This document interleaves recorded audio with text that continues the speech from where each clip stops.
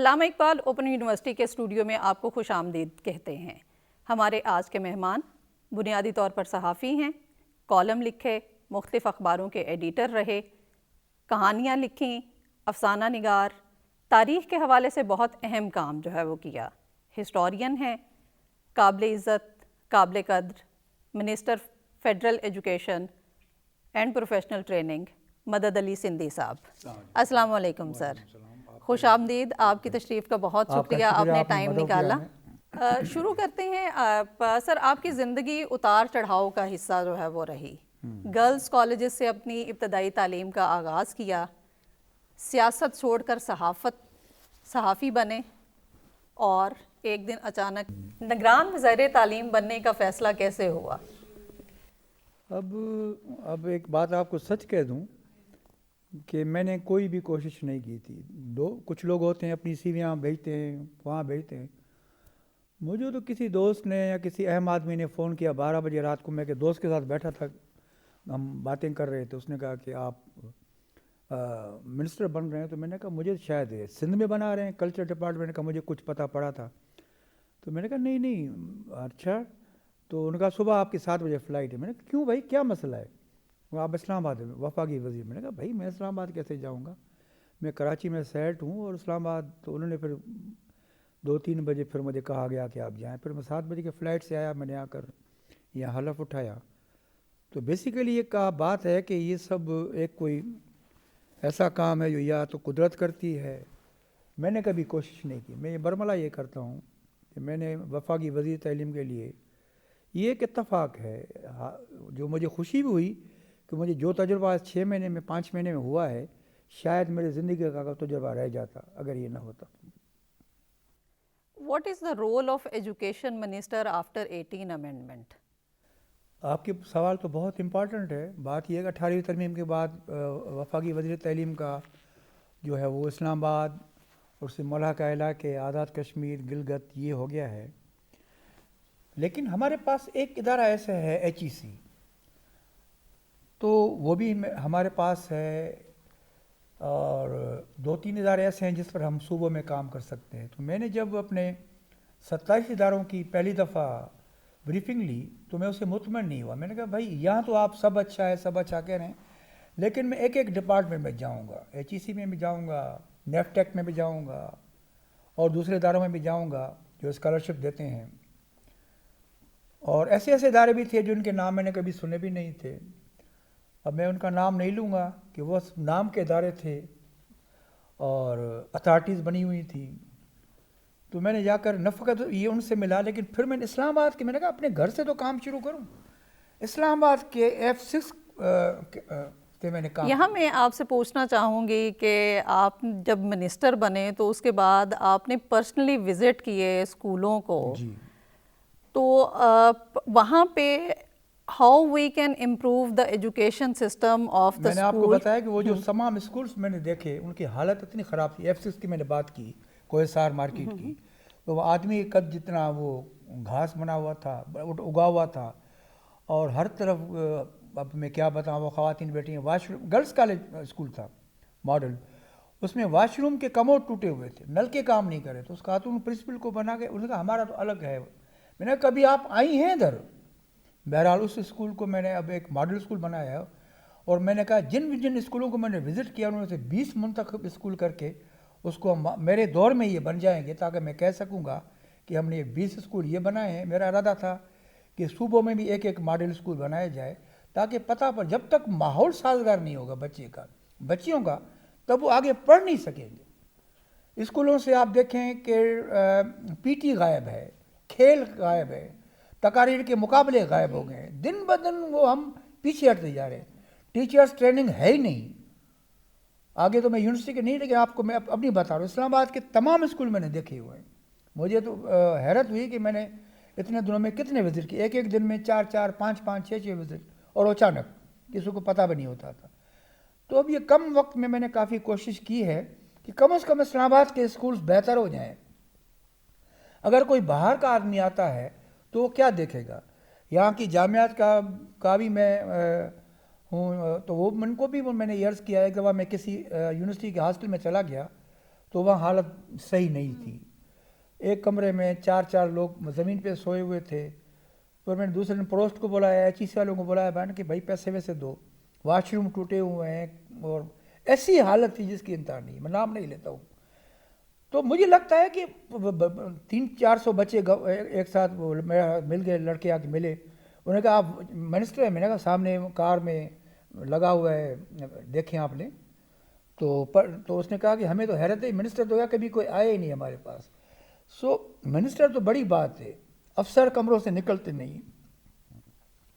अगर 17 ग्रेड का अफसर जिसको हम किसी ज़माने में बीट ऑफिसर कहते थे, यहाँ कोई नाम दूसरा है, अगर वो जाता स्कूलों का मुआयना करता तो ये क्यों बात होती? जब वो जाएंगे नहीं, और मेरा काम ठीक है इस्लामाबाद में था, क्योंकि 18वीं तरमीम की वजह से मैं इस्लामाबाद तक महदूद हो गया हूँ। मैंने न फ़कत उनको बेहतर कर रहा हूँ, बेहतर हो जाएंगे इंशाल्लाह, कभी आपको विज़िट भी करवाएंगे। उसके अलावा मैंने तमाम सूबों में जाकर जामियात के वाइस चांसलर से मुलाकात की। उनको ये कहा कि भाई आपके मसाइल हैं, लेकिन मयार तलीम तो दुरुस्त करो। आप जो ये हज़ारों के हिसाब से डिग्रियाँ दे रहे, अगर किसी यूनिवर्सिटी में 500-400 लोग काम करते हैं प्रोफेसर, तो 300 लोगों को आपने डिग्रियाँ दे दी। अब उनकी 18, 19, 17 में आए, 18, 19, 20, 22 ग्रेड पहुँच गया। तो भाई मयार भी तो देखें इनकी, वो कहाँ तक वो पहुँचा है। तो मैंने इन पर काफ़ी पाबंदी भी लगाई है कि 2-3 यूनिवर्सिटी के सवा बाकी, लेकिन मैं समझता हूँ इस फील्ड में बहुत काम करने की ज़रूरत। मैंने उनके मसाइल भी पूछे, तो उन्होंने कहा ये मसाइल, ये मसाइल, ये मसाइल। तो मैंने कहा मेरा एक सवाल है, आप पॉलिटिकल दौर में उनके क्यों असरात कबूल करते हैं, क्यों लोगों को भर्ती करते हैं? जब आपके पास 300 थे, आपने 600 आदमी क्यों किए? किसने आपको कहा सर हम मजबूर हो जाते हैं? मैंने कहा मजबूर होते हैं तो फिर भुग तो ठीक है, हम जो भी आपको एचई से दिलवा रहे हैं, लेकिन आप अपने रवैये दुरुस्त करें। नौकरी जाएगी ना, क्या होगा उससे, क्या फ़र्क पड़ता है? नहीं करते सर, हमारे पास पैसे मुलाजिम बहुत हैं, लेकिन आप 100-200-300 लोग भर्ती कर देते हो हर यूनिवर्सिटी में, फिर तो भाई ये मसाइल ये रहेंगे। खुदा के वास्ते मयार तालीम दुरुस्त करो। टीचर्स ट्रेनिंग नहीं है यूनिवर्सिटी में। आपको मैं बताऊं, अभी मैं ग्लासगो यूनिवर्सिटी में था, तो उनसे मैंने सवाल किया कि आपके पास, उन्होंने कहा सबसे बड़ा जो है डिपार्टमेंट टीचर्स ट्रेनिंग का है, जो हमारे पास है ही नहीं। अब इस बात में क्या किया जाए? जितना वक्त मेरा है काम कर रहे हैं, आगे अलागा मालिक है। आपकी बातों से लगता है कि तालीमी इस्लाहात वक्त की अहम ज़रूरत जो है वो है, बहुत ज़रूरत है, क्योंकि हमारे पास तरक्की की तालीम का सबक टेक्निकल तालीम है। आपको पता है अरब ममालिक में इतनी खपत है लोगों की, पाकिस्तानी को ख़ास तरह, तो उसमें हम नेफ्टेप को अभी मैंने देखा कि नेफ्टेप की 3 साल से मीटिंग नहीं हुई थी बोर्ड ऑफ डायरेक्टर्स की। मैंने फ़ौरन मीटिंग बुलवाई, उसमें औरतों का तनासुब कम था, मैंने 40% कर दिया। मैंने कहा फ़ौरन काम शुरू करो। इदारे इस तरह वो क्या है कि वो जो ब्रीफिंग फर्स्ट होती है ना, उसमें वो मुतमिन हो जाता है मिनिस्टर। वो ब्रीफिंग से मुतमिन आदमी ना हो, खुद जब तक नहीं जाएगा, जब तक फाइल नहीं पड़ेगा, तब तक खुद पता नहीं पड़ेगा। सर, क्योंकि आपकी ज़ात के कई हवाले हैं, अभी जो आपकी ज़ात का हवाला है वो आप वफाकी वज़ीर हैं, तो मैं उसी चीज़ का फ़ायदा उठाते हुए मैं ये जानना चाहती हूँ कि जो आपकी इब्तदाई तालीम है, आपकी जो इब्तदाई ज़िंदगी है, हम उसके बारे में भी जानना चाहते हैं। इन बातों के साथ साथ आप हमें उसके बारे में भी बताइए। वो पूछने का मकसद ये है कि उस वक्त के तालीमी माहौल में और अभी के तालीमी माहौल में आपको क्या फ़र्क नज़र आता है, वो बताइए। एक कॉलेज में गया तो कैंटीन में चला गया तो वहाँ देखे एक अजीब गरीब लोग बैठे थे। तो मैंने कहा कि भाई आप क्या? उन्होंने कहा हम प्रोफेसर। मैंने कि ड्रेस देखी, जूते देखे, पिशावरी सेंटर। मैंने कहा बात सुनो इधर आओ, हमारे आइडल हमारे टीचर्स हुआ करते थे। हम बूट खुद पॉलिश करते थे, अम्मा हुजूर नहीं करके देती, अपनी पॉलिश बूट करो, और कपड़े खुद इस्त्री करते थे और तैयार हो जाते थे, बाल कम हो, क्योंकि हेड में पीट जो असेंबली होती थी, अब पता नहीं असेंबलियाँ भी होती है या नहीं करते हैं, अभी तो मैं डांट दिया कि असेंबलियाँ करो। तो असेंबली में एक एक बच्चे को देखा जाए। और गवर्नमेंट हाई स्कूल हैदराबाद का सबसे बड़ा स्कूल है, कम से कम 4-5 एकड़ में हिंदुओं के ज़माने का बना हुआ स्कूल है। तो हमारे आइडल वो टीचर्स होते। तो मैंने एक जब अभी मैं उसी स्कूल में गया, मैं और मेरा एक दोस्त है कमिश्नर इम्तियाज़ काजी, मैंने कहा चलो हैदराबाद के स्कूल का मुआयना तो करें।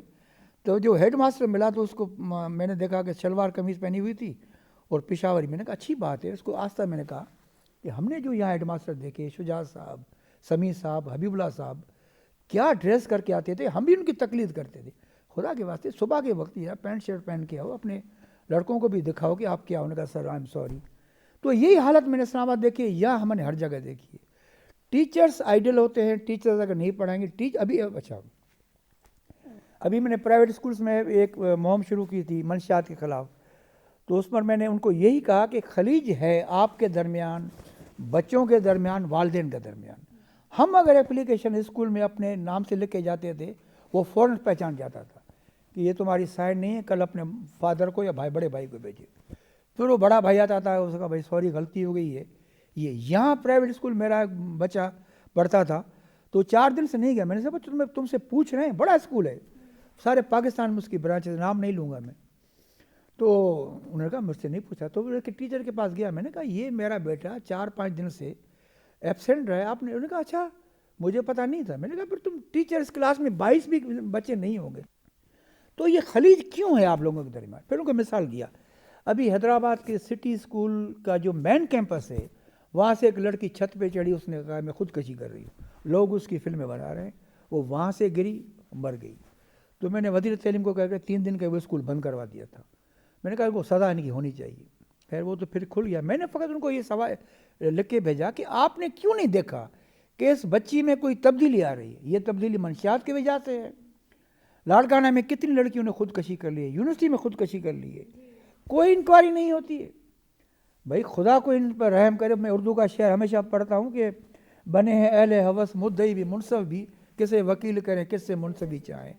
अब वही लोग हैं, वही लोग 5-5 साल के लिए आते हैं वोट लेकर, फिर अपने जो हल्के के लोगों से पूछते भी नहीं हैं कि आपके मसाइल क्या हैं। 1855 में गर्ल्स स्कूल बना है, हाई स्कूल बना है उस ज़माने में। उस स्कूल में मैंने शेख ख्याल भी पढ़े थे, तो मैं उसकी डॉक्यूमेंट्री बनाने गया था। तो मैंने कहा शर्म करो, ये ऐसे कैसे बैठेंगी बच्ची इस पर। उन्होंने कहा सर क्या करें, बेंचेस मिलती हैं, ये मैंने पैसों से ख़रीदी। अब जहाँ ये हालत हो हमारे मुल्क का, हर जगह ये हालत है, तो इसको हम करप्शन का नाम दें और कोई नाम दें, ये आप सोचें। लेकिन सर ये भी तो देखना पड़ेगा ना कि हम बजट में कितना हिस्सा रखते हैं, तालीम को कितना हिस्सा देते हैं। मैंने कल भी ये बात कही, आज भी कह रहा हूँ कि ये लीकेज जो है ना, ये अरबों रुपए की है। अगर ये बंद हो जाए तो हमारे साथ उनको कोई ज़रूरत नहीं भीख मांगने की। जिस मुल्क में जाओ वो बेइज्जती करते हैं पाकिस्तानियों की। आप जाओ दुबई, चाहे वो आपके पास सिफारती पासपोर्ट खड़ा कर दे, या तो पासपोर्ट आपका सही नहीं है, जाएँ उधर। एक बहुत बड़े आदमी को उन्होंने खड़ा कर दिया कि जाओ जाकर इमिग्रेशन से करा के। ये इज़्ज़त है हमारे लोगों की, क्योंकि वो समझते हैं पाकिस्तानी आते हैं भीख मांगने हैं। तो इस साहब बात को क्या करें, खुदा ने पाकिस्तान को इतनी नेमतें दी हैं, अरबों रुपए का, बिलियंस रुपए का कोयला आपके पास है। गैस सिंध में 80% सिंध दे रही गैस, इससे क्या और चाहिए। और ज़मीनें बलूचिस्तान में कितने मैदानात पड़े हुए हैं। आपने तबकाती तकसीम की बात की। हमारी कौमी ज़ुबान उर्दू, दफ्तरी ज़ुबान इंग्लिश और इलाकाई ज़ुबानें सिंधी, बलोची, पश्तो और बहुत सारी ज़ुबानें हमारी इलाकाई ज़ुबानों के तौर पे जानी जाती हैं। एज़ अ कौम हम शायद वाहिद कौम हैं कि जिन्हें अपनी कौमी और इलाकाई ज़ुबानों पे एहसास कमतरी है। इस एहसास कमतरी की वजह क्या है? सबसे पहले तो आपने तबकाती बात की, तो पाकिस्तान एक बेसिकली गरीब मुल्क है। यहाँ अमीर तो दिन ब दिन अमीर बनता जा रहा है। मैं मिसाल दूंगा, मेरे दौर में जो किसी को होंडा मोटरसाइकिल पे चलते देखा, अब उसके बंगले में 10 गाड़ियाँ खड़ी हैं, कम से कम 1-1 करोड़ की।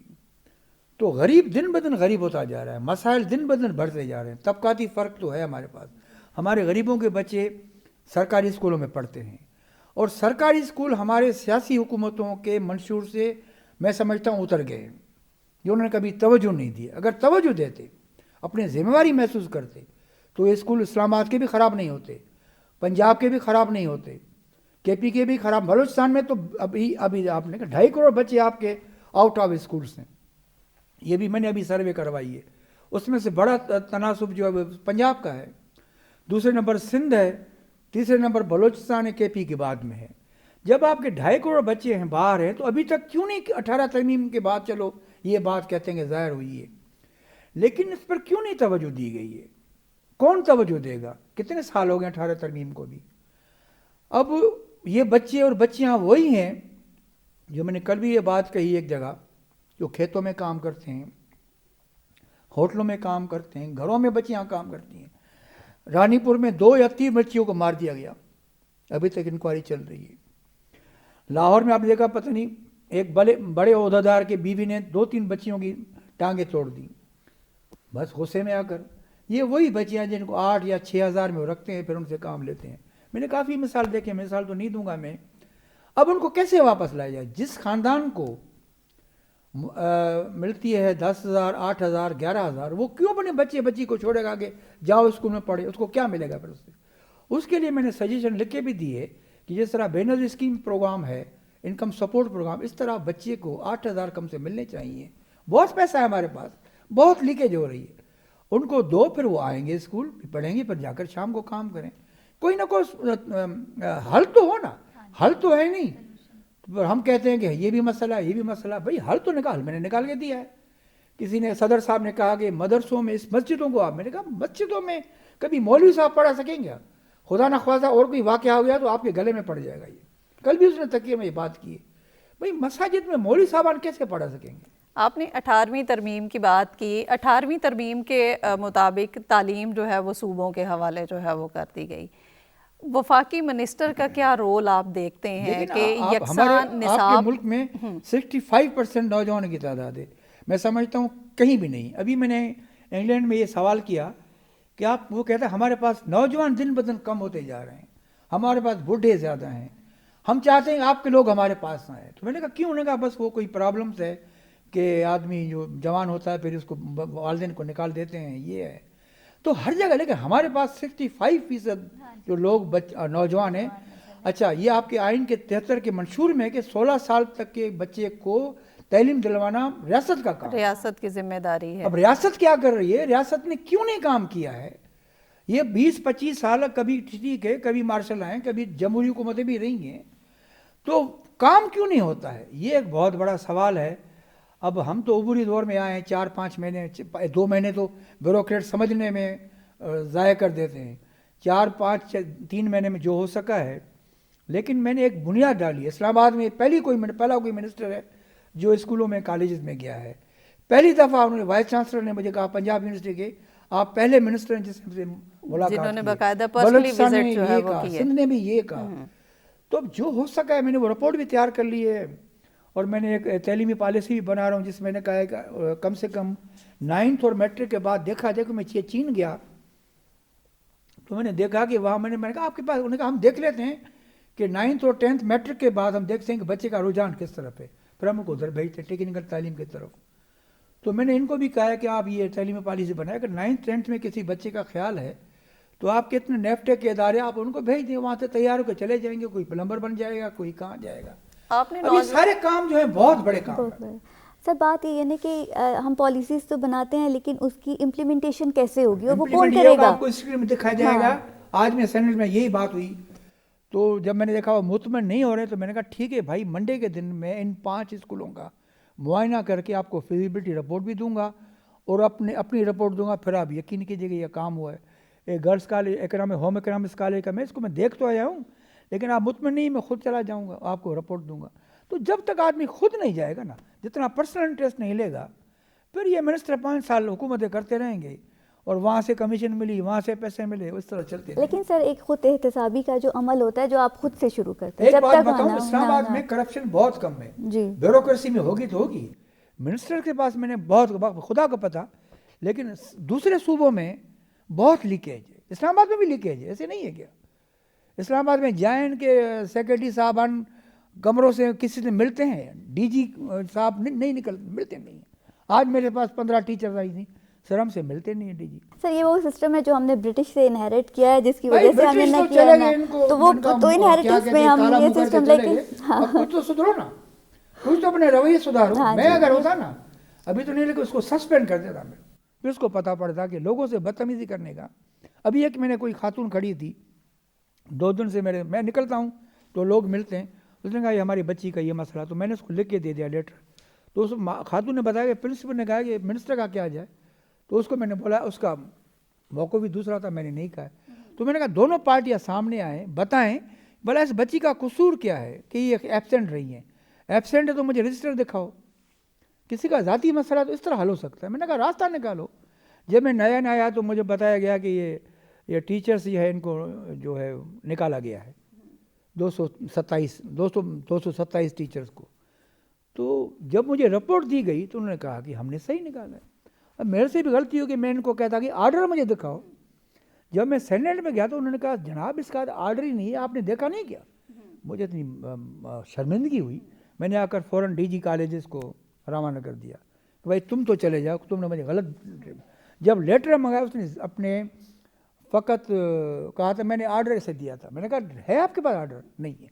227 को न फ़कत मैंने बहाल किया, लेकिन फिर मैं कैबिनेट में गया, उनको वहाँ से मंजूर करवा कर उनको बहाल भी करा, भी काम करें। लेकिन उनकी कोई दूसरी कोई टीचर कोर्ट में चली गई, अब वो स्टे आर्डर। तभी मैंने कहा कि टिल स्टे आर्डर इनको तनख्वाह मिलनी चाहिए, काम करती रहें, उससे ज़्यादा मैं क्या कर सकता हूँ। किसी मेरे दौर में किसी टीचर को, जो खातून आई हैं, जो मर्द आए हैं, मैंने उनके मसाइल हल किए हैं। इस तरह अगर मिलते रहेंगे, मुझे बताया कि यहाँ तो निगरान वजीर साहब मिलते हैं, लेकिन आप ज़्यादा मिलते हैं। मेरे क्या था, मैं आवामी आदमी हूँ, मैं बैठा हूँ 5 बजे तक, लोग आएंगे मिलेंगे उनसे। आपने टीचर्स की भर्ती की बात की।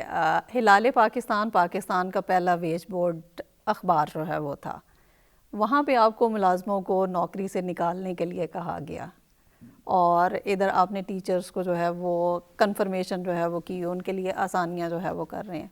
उनको निकालने से इनकार क्यों किया? और मसला ये है कि आपको पता है कि सहाफ़ियों का भी एक कानून है, वो है वेज बोर्ड अवार्ड। लेकिन वेज बोर्ड अवार्ड पे बदकिस्मती से कोई अखबार चैनल तो भी आए, उसमें नहीं थे उस वक्त, कोई इम्प्लीमेंट नहीं करता। अब आपको बताऊं, वेज बोर्ड में मेरे पास जो प्यून काम करता था 93 में 90, तो उसकी तनख्वाह पता नहीं कितनी थी। आप बताएं कितनी हो सकती है मेरे पास वेज बोर्ड के मुताबिक? 12,000 हाउस रेंट, हेल्थ, इससे क्या लेकिन वेज बोर्ड को नाकाम करने के लिए उस वक्त यूनियन बनी और यूनियन एडमिनिस्ट्रेटर से मिल गई, तो उन्होंने कहा कि ये अखबार हम प्राइवेटाइजेशन करते हैं। मुझे कहा गया कि आप इनको निकालो। मैंने कहा मैं नहीं निकालूंगा, मेरे हाथ से कोई भी, हालांकि मैं भी जवान उस वक्त था, मुझे भी अपने मसाइल थे, लेकिन हर चीज़ थी मेरे पास। तो मैंने कहा भाई मैं नहीं निकालूंगा, मैं किसी बंदे को बेरोज़गार नहीं करूंगा। फिर मैं जैसे ईद पर गाँव गया, मैंने कहा ठीक है आप मुझे निकाल दें, मैं नहीं निकालूंगा। फिर उन्होंने उनको निकाला, वेज बोर्ड ख़त्म किया, अखबार को प्राइवेटाइजेशन में दे दिया, और जो पाकिस्तान का पहला और आखिरी अखबार था जो वेज बोर्ड देता था, जिसके प्यून की तनख्वाह 12,000 थी, हाउस रेंट, हेल्थ के झूठे बिल लेकर आते थे। और मैंने कहा खुदा के वास्ते भाई झूठे बिल नहीं लेकर आओ, डरो उस दिन से। मैं उनकी एक हलफ बर्दारी तकरीब की थी वहाँ उनके यूनियन के लोग, मैंने कहा डरो उस दिन से जिस दिन ये अखबार चला गया प्राइवेटाइजेशन में। ये जो तुम 12,000 वाला प्यून, मैं तुम्हें किसी दिन 2,000 में देखूंगा। और वही हुआ, वही यूनियन का सेक्रेटरी मुझे मिला एकदम। मैंने कितनी तनख्वाह है? उन्होंने कहा 2,000। मैंने कहा अस्सलाम वालेकुम, मैंने तुम्हें कहा था कि एडमिनिस्ट्रेटर के चक्कर में नहीं आओ। और वो अखबार बंद हो गया। अब वो बिल्डिंग जो है वो कराची की बेहतरीन बिल्डिंग है, उसमें पूरा फ्लोर है, जिसकी वो हमारे पास वो चलती है कराची में एक मिठाई के नाम से, पगड़ी के नाम से। उसकी पगड़ी भी 50 करोड़ है, इतना बड़ा इदारा। अब उसके लिए रखे बैठे हैं, जब पैसे बढ़ेंगे वो दे देंगे उनको। ये बदकिस्मत हमारे मुलाजमीन की है।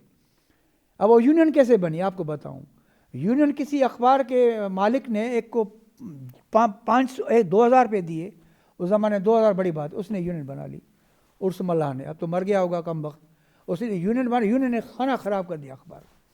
रोज़ हड़ताल। अरे भाई इतने इश्तिहार नहीं मिलते हैं, ये कहाँ से हम देंगे इनको तनख्वाहें, ये झूठे बिल, आपके मेडिकल बिल। अच्छा एक था स्टडी बिल। मैंने कहा स्टडी बिल काहे का है, वेज बोर्ड में लिखा हुआ। मैंने कहा तुम कौन सी किताबें पढ़ते हो, बिल दिखाओ किताबों के।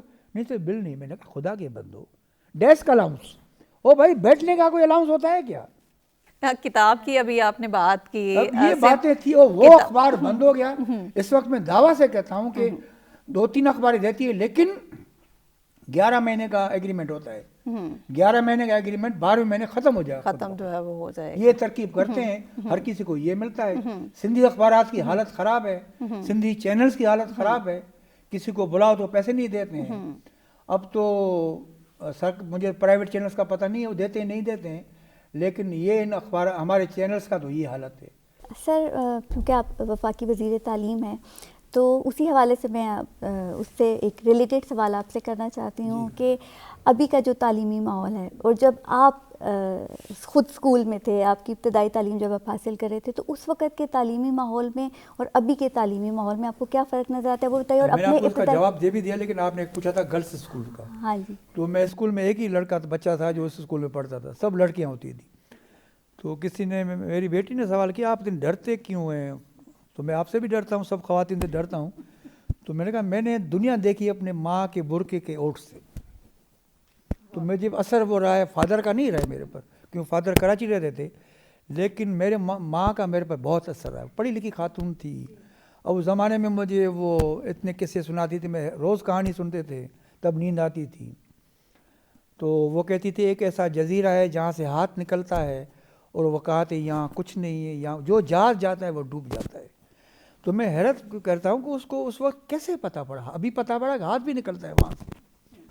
आपको पता होगा बरमूडा ट्रायंगल। तो उनकी कहानियाँ, उनका जो मैं उनसे सीखा, अखलाक सीखा उनसे, किस तरह कभी मैंने कभी उन्होंने मुझे मारा नहीं, कभी मुझे कोई बुरा अल्फाज नहीं कहा कि तुम ये ने क्यों किया।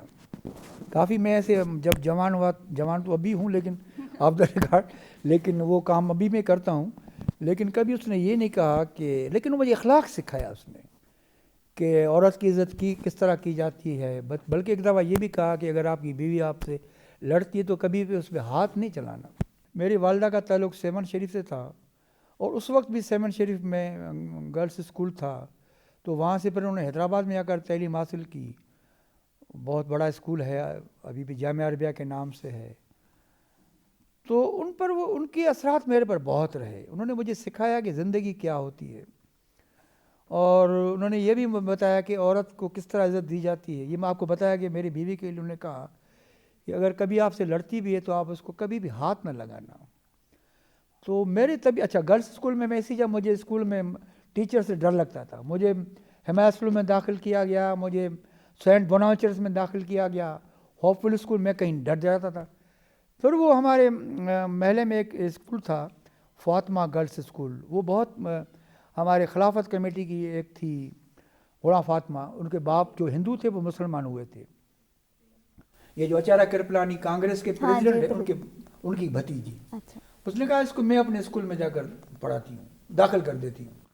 तो मैं अकेला था, हमारी मैडम हुस्ना टीचर थी, और वो भी एक लड़के को इसने एक दफ़ा मुझे, मैं गलती मैं भाग गया, उसने वापस बुलाया, मुझे थप्पड़ लगाया, और थप्पड़ आज तक नहीं बोला। उसने कहा ये तुम इंसान के बच्चे बनो, यहाँ से तुम्हें जाने नहीं दूँगी। मुझे अभी तक वो याद है, मैडम हुस्ना मुस्तफ़ा कुरैशी एक्टर की भावज थी, क्या उसकी ट्रेनिंग थी। एक बच्ची 2 क्लासों को पढ़ाती थी, एक टीचर, बहुत बड़ी बात नहीं है। और वो स्कूल जो इम्तिहान लेने आते थे, वो आते थे बीट ऑफिसर, वो खुद आके इम्तिहान लेते थे। मजाल है कोई गलती करे। अब हमारे पास न मुआसबा है, न कोई तजर्बा है। अब वो प्राइवेट स्कूल था उस वक्त, पहला प्राइवेट स्कूल था हैदराबाद का, मैं उसी में पढ़ा हूँ, मैंने वहीं से जाकर तो मुझ पर वो असरात हैं। अभी आपने बात की, क्या आज के नौजवान को हमने तालीम और तरबियत से निकाल के अच्छी जॉब के लिए मुंतज़िर जो है वो जी, बना उनको दिया? सिखाया जाता है कि आप बाहर जाएंगे, आप ये पढ़ें, आपको ये मेडिकल करनी है, आपको ये करनी है। मैंने कहा था मैं आर्ट्स करूँगा, मैं साइंस नहीं करूँगा। मुझे किसी ने नहीं रोका। मैंने कहा मुझे शौक़ नहीं है साइंस पर, मैं आर्ट्स पढ़ूँगा। अल्लाह के फजल से जो भी मैंने तालीम हासिल की है, मैं यूनिवर्सिटी तक पहुँचा हूँ, और मुझे इस वक्त भी फ़ख्र है अपने जो मैंने काम किया है। ये कम लोग कम कर सकते होंगे। चाहे PhD के आपको बिठाएं मेरे पास, मैं इसको 3 मिनट में अगर फेल ना कर दूं तो मैं आपको बात बताऊं। डिग्री मैटर नहीं करती, आपकी जो मालूमात हैं, जो आपका तजुर्बा है और जो आपकी नॉलेज है वो और बहुत अल्लाह ताला ने मैटर। एक ऐसी मुझे ताकत दी है कि मैं जहाँ भी गया हूँ ना, मैंने जब स्टूडेंट पॉलिटिक्स छोड़ी तो मैं जाकर मुझे कहा गया कि मैं अखबार के एक एडिटर के पास गया। बहुत अब 3 अखबारें थी हैदराबाद में, मार्शल का दौर था। तो मैंने इसको कहा यार भाई मैं आजकल फारग बैठा हूँ, मुझे ये लिटरेचर का पेज दे दो, मैं मुफ्त में निकालूंगा। मैं ऐसे, उन्होंने कहा अच्छा। एक हफ्ते के बाद देखा कि उन्होंने अपने किसी आदमी के नाम से वो पेज निकाल दिया। मुझे बड़ा अफसोस हुआ कि भाई तुम इतने सीनियर एडिटर थे, मेरे बड़े भाई के, तो मुझे कह देते कि हम किसी आउटसाइडर को नहीं देते। कुदरत का कमाल ये हुआ कि 2 महीने के बाद मुझे ऑफर इस अखबार का आप एडिटर बनो। मैंने कहा मैं कैसे बनूंगा भाई, वो मेरे बड़े भाई का दोस्त है और मैं डायरेक्ट एडिटर में नहीं बनूंगा। उन्होंने कहा नहीं आप आ जाएं, हम इसको निकाल रहे हैं। कुदरत खुदा की, मैं उसी अखबार का एडिटर बना जाकर जिसके एडिटर ने मुझे कहा था कि हम आपको, आपने न्यूज़पेपर मैंने कहा था एडिटर, मुफ्त में काम करता हूँ, मुझे कोई ज़रूरत है। हमारी, हम माशाल्लाह हैदराबाद के खुशहाल घराने के हैं। हमारी उस वक्त कैसा सिनेमा थी, और हमारे पास जब ओपल गाड़ी थी तो कम लोगों के पास, 3-4 बंदों के पास गाड़ियाँ होंगी, 10 आदमियों के पास गाड़ी। आपने न्यूज़पेपर एडिटर की बात की, इबरत के चीफ एडिटर रहे, बख्तावर के चीफ एडिटर रहे। मैं सिंध न्यूज़ का एडिटर रहा, डायरेक्ट एडिटर। मैं कभी भी न्यूज़ एडिटर नहीं बना, मैंने हर अखबार का चीफ एडिटर बना हूँ, एडिटर बना हूँ। बख्तावर के चीफ एडिटर जब बने तो बेनज़ीर के साथ काम करने का तजर्बा कैसा रहा? अब ये बात यह है कि बेनज़ीर साहबा ने जो अखबार निकाली बख्तवर, तो उन्होंने किसी अपने पार्टी के आदमी को रखा था। तो आपको पता है ये अखबार एक प्रोफेशनल टेक्निकल काम है, ये हर आदमी नहीं चला सकता है। तो अखबार भी नहीं चला, 4-4 दिन नहीं छपता था। तो बीबी बहुत उस पर पजल होती थी। तो उसने हमारे एक दोस्त यूसुफ तालपुर को कहा कि भाई ये अखबार तो मेरे गले में पड़ गया, हर महीने 3 लाख भी देती हूँ, फिर भी ये अखबार यहाँ नहीं पहुँचता है। तो उन्होंने मुझसे कहा, मैंने कहा ठीक है बीबी से आप तैयार हैं? मैंने कहा बीबी से इजाज़त ले लो। तो बीबी ने फिर मुझे बुलाया, उन्होंने कहा कि आप काम करेंगे? मैंने कहा क्यों नहीं करूँगा, अखबार को चला देंगे? मैंने कहा चला के देखेंगे, आप थोड़ा टाइम दे मुझे 4-5 महीने का। फिर उन्होंने मुझे चीफ एडिटर मुकर्रर किया बख्तावर का। जब मैं गया तो अखबार के कंप्यूटर भी किराए के थे, किराए के मकान में चल रही थी। 3 अखबार नहीं चलती। बाबा क्यों नहीं चलती है? कि वो एडिटर बोलता था रात को 7 बजे हो। मैंने कहा एडिटर साहब 7 बजे छपेगा तो कब 11 बजे 12 बजे मोहतरमा को अखबार PI में रवानी करनी होती है, और जिस दिन अखबार नहीं देखती है वो बिल्कुल फ़ोन करके पूछती है। मैंने कहा चलो एडिटर मैं लिख लूँगा। फिर कुदरत खुदा की कि मैंने उनको कहा कि भाई इसको कुछ असेस बनाने चाहिए। पर मोहतरमा से मेरी जो मुलाकात हुई 14 जुलाई 1993 में, तो उनको मैंने कहा कि, उन्होंने कहा आपको इजाज़त है, आप जो भी काम करें। तो मैंने फिर इश्तिहारात के उनको कहा, सेक्रेटरी को कहा कि भाई हमें इश्तिहारात दें। मैंने उनको जगह लेके दी, 3 कलर में रोलैंड मशीन लेके दी, उसी उनके पैसों से, हमारा कोई पैसा नहीं था। और मोहतरमा को मैंने कहा पैसे आप बंद कर दो, हमें नहीं चाहिए। तो कहाँ से ला रहे हैं? मैंने कहा आप छोड़े, मैं इसको चला के दिखाता हूँ। बिल्डिंग बन गई और सब चीज़ें आ गई। तो वो जो बीच में जो तो कोऑर्डिनेटर थे उनको अब तो मोहतरमा कहा कि मेरे साथ चलो मलेशिया। वो मुझे कोलालमपुर ले गई। अब मुझे पता नहीं था कि वो जो प्रोग्राम होता है वो 1 महीने पहले छप जाता है। तो मिनिस्टर ने जो देख लिया तो मुझे फ़ोन किया कि आप कहीं जा रहे हैं? मैं क्या उसको बोलूँ? मैंने कहा सर मुझे कहा तो गया, लेकिन नहीं आप तो कोलालमपुर जा रहे हैं, आप तो हमें वो सिंधी में कह आपने हमें मार दिया। मैंने कहा भाई कौन से मार दिया, और भी जर्नलिस्ट होंगे। उस दिन से उसकी वो शुरू हो गई। और फिर उसने फोर्ट पर कहा कि आप इंटरव्यू में से ले, 2-3 घंटे का इंटरव्यू। अब इंटरव्यू के अंदर ये थी कि मोहतरमा ने मुझे इतनी इज़्ज़त दी जिसकी कोई इंतहा नहीं है। काफ़ी हमने खुल के बातें की और मुझे दरवाजे तक छोड़ने आई। तो फ़रतुल्लाह बाबर ने कहा कि मोहतरमा तो कभी जाती नहीं है। मैंने तो सिंधी अखलाक का पता है कि हम मेहमान को हमेशा दरवाजे पे छोड़ते। फिर उन्होंने मुझे तंग करना शुरू किया, आप तो मैंने कहा भाई अब ये तरीका सही नहीं है, इसलिए आइए बोर्ड ऑफ डायरेक्टर्स बनाए। उसने कहा हाँ, मैंने ऑडिट कराओ। मैंने अपना पूरा दौर ऑडिट करवाया, ऑडिट करा कर कराची की कंपनी से और रखा। इनको मैंने कहा बोर्ड ऑफ डायरेक्टर्स में फ़लाँ साहब वो जो पब्लिशर मुझे रोज़ धमकी देता था कि मैं तो तुमको देख लूँगा, बीबी को बताऊँगा। मैंने सबके नाम डालकर फिर मैं रिज़ाइन कर दी। मैंने कहा भाई अब खुदा हाफिज़। आपने अभी पब्लिशर की बात की, मोहम्मद इब्राहिम जो या एक ट्रांसलेशन बात आपके मैं बता दूं, आपने ये नहीं पूछा है कि हमने सेंसर का दौर भी बहुत मार्शल के दौर में देखा है। उस पे मैं आपसे पूछना चाह रही थी कि प्री सेंसरशिप के दौर में बतौर सहाफ़ी आपका काम करने का तजर्बा कैसा रहा? बहुत मुश्किल था। जब मैंने आपको बताया कि मैंने जब जुलाई में मैं आया था इस्लामाबाद घूमने, फिर मैंने जब जाकर अब मैं गया तो उन्होंने कहा अब एडिटर तो चला गया, आप ज्वाइन को। मैंने जब ज्वाइन की तो अखबार वो भी डमी थी, उसको मैंने सीधा ठीक भी किया, लेकिन हमारे पास ये था कि अखबार जो है वो सेंसर होती थी, उस पर जब तक स्टैंप नहीं लगता था उसका, वो मेजर अपनी तरफ से इंफॉर्मेशन ऑफिसर को कहता था कि मेरे तरफ लगा दो, जब स्टैंप नहीं लगता था तब अखबार नहीं छाप सकते थे। और 12 बजे अगर खैबर मेल निकल जाए तो अखबार तो बेकार है। और तो वसाइल हमारे पास एक गाड़ी होती थी, वो सबकी अखबार लेके जाती थी, और 12 बजे खैबर मेल निकल गया और कराची की गाड़ी निकल गई, फिर तो अखबार बेकार है। तो हम कोशिश करते थे, उसमें यह भी हुक्मनामा था कि अगर जो खबर हम काटते हैं वो खाली जगह नहीं छोड़नी आपको, उसको भी आपने फिल उसको करना तो हम पहले ही आपको पता है बटर निकलते थे बिल्कुल, हम बटर निकाले रख देते थे। फिर उससे मैंने दोस्ती रखी कि बाबा खुदा के वास्ते हमारी अखबार ज़रा जल्दी सेंसर कर दो, तो वो जल्दी कराता, फ़ौरन मोटरसाइकिल पर गाड़ी आती थी, हम वो निकाल कर वो करके फिर हम रवाना कर देते। तो सेंसरशिप का बहुत ख़तरनाक दौर था। हर महीने DMLA साहब से मुलाकात होती जिस पर वो 1 घंटा लेक्चर देता था, और मैं तो उस वक्त बिल्कुल लावाबाली सा नौजवान था। अब उम्र इतनी मेरी इतनी कम थी, लेकिन वो जब मैं देर से पहुंचता था तो वो सीनियर एडिटर थे, कोई 85 साल का, वो कहते खुदा के बंदे तुम देर से आते हो। और मैंने कहा भाई क्या हुए? उन्होंने कहा हम तुम्हारे वजह से खड़े। मैंने कहा क्यों? कहना आने नहीं दे रहे। कहता जब तक वो मदद साहब नहीं पहुँचेंगे तब तक बाहर खड़े हैं। तो ये दौर हमने देखे हैं और बड़े ख़तरनाक दौर थे। अब तो हर आदमी को आज़ादी है, मादर पे आज़ादी है, सोशल मीडिया भी आज़ाद है, जिसको चाहे जिसकी पगड़ी उतार सकता है। और अखबारात में सेंसर किया कि आपने देखा अगर चीज़ ख़राब है तो काट दे, नहीं तो कोई देखने वाला है भी नहीं, पूछने वाला है। यहाँ तो PM हाउस में और जनरल ज़ियाउल के पास तो रोज़ ब्रीफिंग जाती थी, वो देखता था। मुझे याद है मोहम्मद खान जो प्राइम मिनिस्टर था, एक दफ़ा मेरे अखबार के प्रोपराइटर जो उस वक्त वज़ीर खुराक थे, उसने फ़ोन किया, खुदा के बंदे क्या किया है? मैंने कहा किया है। उसने कहा भाई मोहम्मद खान जी ने जो चीख रहा है रोज़ उसके खिलाफ खबरें छापते। मैंने कहा आती है क्या? और उसने कहा रोज़ खुदा के बंदे खबरें आती है, वो मुझे रोज़ कहता है। आपने अभी छापने की बात की, सिंध की तारीख के हवाले से आपका बड़ा अहम काम 1858 में फ़ोटोग्राफ़ी का आगाज़ जो है वो हुआ। 1870 से 1970 तक आपने सिंध की 100 year of visual history of Sindh compile की। कैसे ख्याल आया? उसमें जो स्केचेस इस्तेमाल हुए, जो तस्वीरें आपने लगाई, वो कहाँ से हासिल? जी, बात यह है कि मैंने अपने पहले वालिदा का जिक्र किया, लेकिन मेरे वालिद साहब भी बहुत पढ़े लिखे आदमी थे। उस ज़माने में अलीगढ़ यूनिवर्सिटी से पढ़े हुए थे और उनको फ़ोटोग्राफर का शौक़ बहुत था। लेकिन उस ज़माने में बाप और बेटे के दरमियान एक खलीज होती थी, क्योंकि हम चीज़ जो अपनी माँ से मांग सकते थे। मुझे याद नहीं कभी बाबा को मैंने कहा कि मुझे 5 रुपये दो, 10 रुपये दो या 50 रुपये दो, ये तो बहुत मुश्किल बात थी। उनको ये फ़ोटोग्राफरी का शौक़ था।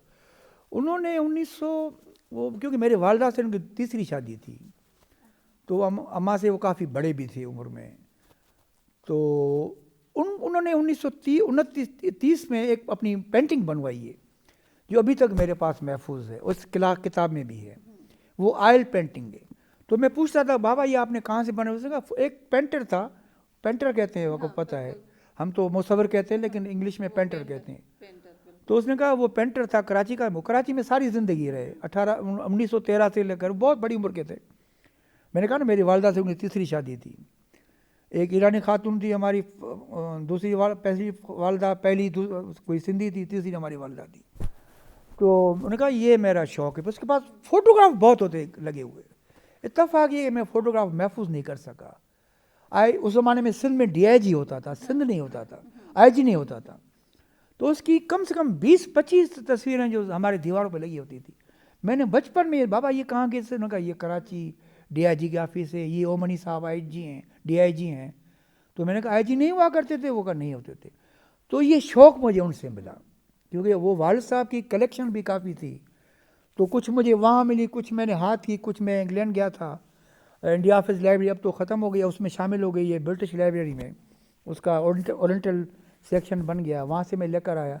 लेकिन जहाँ से मुझे तस्वीर मिलती थी तो फिर मैं इकट्ठे करता था, लेकिन मेरे शौक़ होता था कि ये मैं जमा करूँ। मैंने एक एल्बम देखा 1845 का छपा हुआ लंदन से, Edward sketches. East India company जहाँ भी जाती थी अपने साथ पेंटर लेके जाती, हमारे पास जो है वो पेंटर कहा जाता है।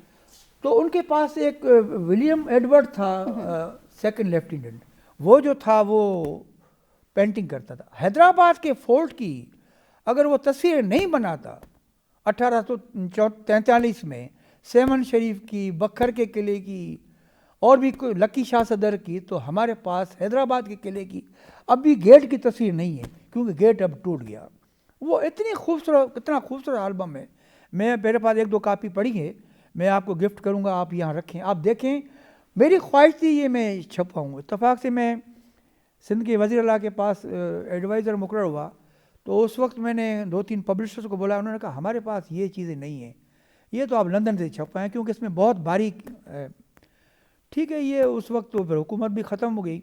अभी जब मैं सर ये सरदार शाह वज़ीर सकाफ़त का बना इब्राहिम, जो उससे पहले मैं उसका हिस्ट्री का एडवाइज़र था, तो मैंने उनको ये अर्ज़ किया, सर ये मेरे पास एक पड़ा है, जो मैंने, उसकी कीमत तो थी 5,000 रुपये, लेकिन मैंने ब्लैक पे लिया था 50,000 रुपये। ये मेरे पास बिल भी पड़ा हुआ है, मैं आपसे कोई कीमत नहीं मांगता हूँ, मैं कहता हूँ हम ये फिर छपाएं। उसने कहा बहुत अच्छी बात है।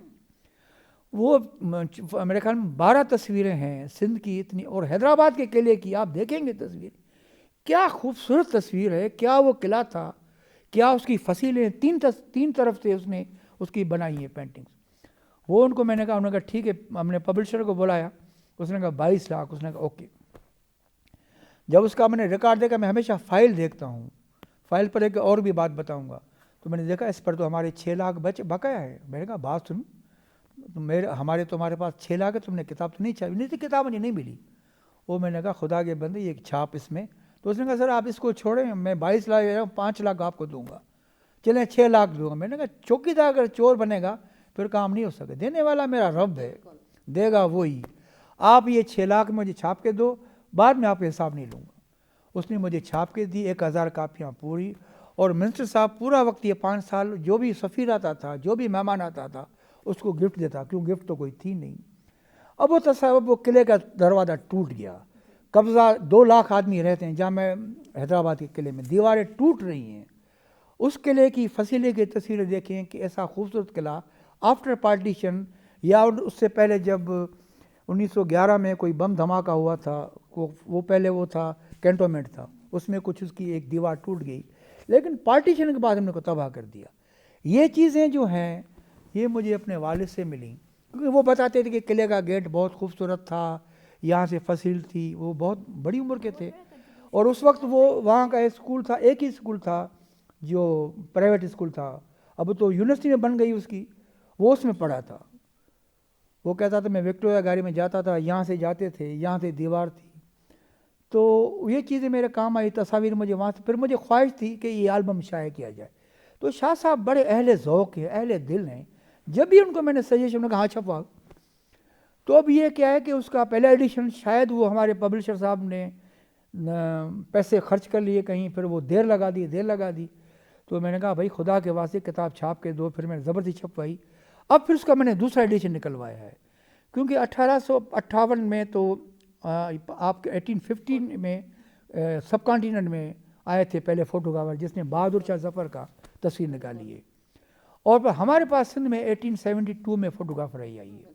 तो अभी मुझे बाबा ने बताया था कि यहाँ एक फ़ोटोग्राफर होता था, उसके पास बड़ी कलेक्शन थी, वो फ़ोटोज़ मेरे पास थे, जो उसमें लिखा था। मैंने शाह साहब ने कहा फ़ौरन छपा, मैंने इस पर कोई रॉयल्टी नहीं है, इसकी मैंने जो मेहनत की है उसकी कोई मुआवजा नहीं लिया है, फ़कत है कि ये तस्वीरें मैंने लोगों को कहा भाई भेजो हमारे पास, लेकिन लोगों ने ताउन नहीं किया। हमारे पास बखालत बहुत है, हो सकता है काफ़ी तस्वीर रह गई हों, लेकिन मेरे पास जो जैसे कायद-ए-आज़म की तस्वीर थी मेरे पास, वो भी बाबा मरहूम की थी। 1913 में ऑल इंडिया कांग्रेस का 13th इजलास हुआ था, उसमें कायद-ए-आज़म बिल्कुल जवान है, बैठे हुए, अगर नाम ना होता हम नहीं पहचान सकते थे। उसका एक ग्रुप फोटो था, वो मैंने बैक पेज पे शाये की है तो लोगों को पता पड़े। अल्लामा इकबाल 30 में जब इलाहाबाद गए तो वो कार जिसमें बैठे वो सेठ अब्दुल्ला हारून की थी। वो सेठ साहब बैठे हुए हैं, अब्दुल्ला हारून बहुत बड़े मुस्लिम लीग लीडर थे। उनका बेटा यूसुफ हारून जो इस वक्त तो 90 ईयर्स में मर गया, वो भी उसकी जवानी की तस्वीर है। आप कभी देखें उसको तो आप इतना ये न फ़कत सिंध की हैं लेकिन सिंध से जो ताल्लुक बाहर भी रखते हैं उनकी भी तस्वीर हैं। सर बहुत बड़ा कंट्रीब्यूशन है ये वही आपका मेरे प्रिजर्व ज़ाती करने शौक के है लिए। जी, और ज़ाती शौक का कोई मुआवजा नहीं होता। सर आपका अदब से गहरा ताल्लुक है। 1980 में आपकी किताब आई दिल अंदर दरिया और उसके बाद आपने पुनर्मिलन लिखी है।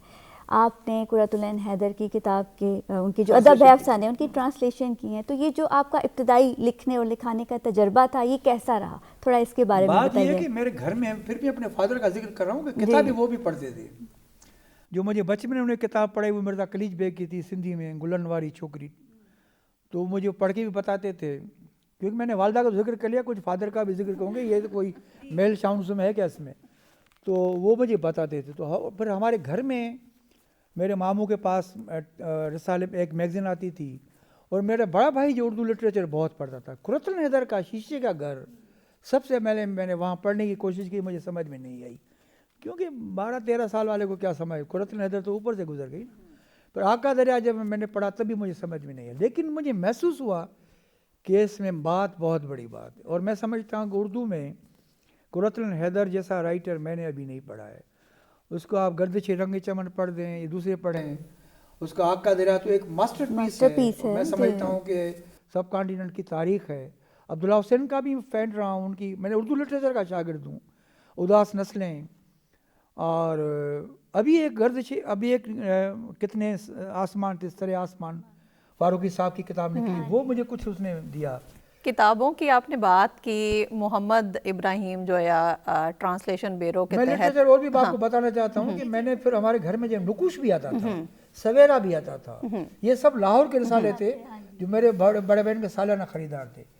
वो सवेरा रिसाला बहुत अच्छा रिसाला था। नुकुश जैसा तो आप समझते हैं कि आज तक कोई रिसाला निकला नहीं। तो मैंने लिटरेचर जो वहाँ पढ़ा तो मुझे शौक़ हुआ कि मैं भी राइटर बनूँ। पॉलिटिक्स में बाद में गया, लेकिन पहले मेरी जान पहचान जो है वो एज अ राइटर। सर आपने शायरी भी की है और नसरी नज़म की है, आपने इश्क़ शायरी है और फिर जो है आप जी और आपने शॉर्ट स्टोरीज भी लिखी है। जी सर ये ज़िंदगी का हिस्सा है। नहीं सर ये ज़िंदगी का हिस्सा है हमारे। लेकिन ये जो आप देखिए दोनों डिफरेंट जॉनर्स हैं, तो आपने इनको यकसा महारत से कैसे तख्लीक किया, किस तरह से इकट्ठा किया? अब नसरी निज़म की जो आपने किताब ने कहा पुनर्मिलन, वो सब कॉन्टिनेंट में आफ्टर पार्टीशन नसरी निज़म की पहली किताब है। उर्दू में तो नून मीम अरशद ने भी लिखी है, लेकिन सिंधी में ये पहली किताब है। तो वो किताब जो है वो उस ज़माने में बड़ी अच्छी छपी, उसमें शायरी सारी इश्किया शायरी है, किसी से मुतासर लिखी थी। तो फिर वो चलवला मचल गया कि भाई नसरी निज़म ही कोई चीज़ है। इंडिया में तो लिखी जाती थी सिंधी शायरों, हमारे पास सिंध में नहीं था। उसके बाद अब तो सिंध में वो शुरू हो गए, सब ने वो आज़ाद नज़में, नसरी नज़में, लेकिन नसरी नज़म शेख हयात ने भी लिखी है। लेकिन पहली बुक नसरी नज़म की पुनर्मिलन है। पुनर्मिलन हिंदी में उसको कहते हैं जी, जो जुदा होकर फिर मिलता है दोबारा। हाँ जी, ये पुनर्जन्म का दूसरा है कि फिर मिलने को रीइंकार्नेशन होती है जो। तो अभी तक तो कोशिश में है कोई मिल जाए, लेकिन हम कोशिश कर रहे हैं कोई। सर आपने हाँ बड़ी ये जो आप बात किया इंसान की ज़िंदगी में बहुत जरा खुलकर बात जी सर प्लीज़ आप कीजिए। हाँ जी, नहीं हमारी ज़िंदगी में ऐसे बहुत से तजर्बात होते हैं जो हमारी ज़िंदगी पर असर डालते हैं। तो आप हमें बताइए ऐसा कौन सा तजर्बा आपको महसूस होता है जिसने आपकी ज़िंदगी को तब्दील कर दिया, जो आप जो आज हैं? ज़िंदगी हुस्ना की रही है, हुस्ना की समझिए।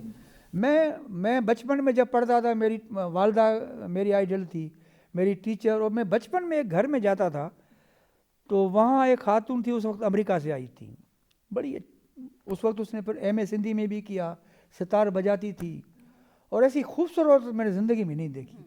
मैं छोटा था तो फिर मुझे कभी मैं उसके घर में जाता था, उसका अभी भी महल हैदराबाद में है। मैं छोटा था तो मैं उसे इश्क करता था। फिर मैं कहता था मैं जब बड़ा होऊंगा तो मुझे अपनी वालदा एक कहानी सुनाती थी कि एक शहजादी को जिन देव ले गया, उसने उसको कैद कर लिया, फिर शहजादा ने उसको छुड़ा लिया। फिर मैं सोचता था कि उसको मैंने कहा भी आपा मैं बड़ा होकर आपसे शादी भी करूँगा और फिर आपको आज़ाद भी कराऊंगा, आपको आज़ाद भी कराऊंगा। सिंधी में एक कलाम गा रही थी शाह लतीफ़ का, वो जो मुझे सीन भी याद है, वो उसका संगमरमर की गैलरी, महल, मैंने अभी कराची में ऐसा नहीं देखा है।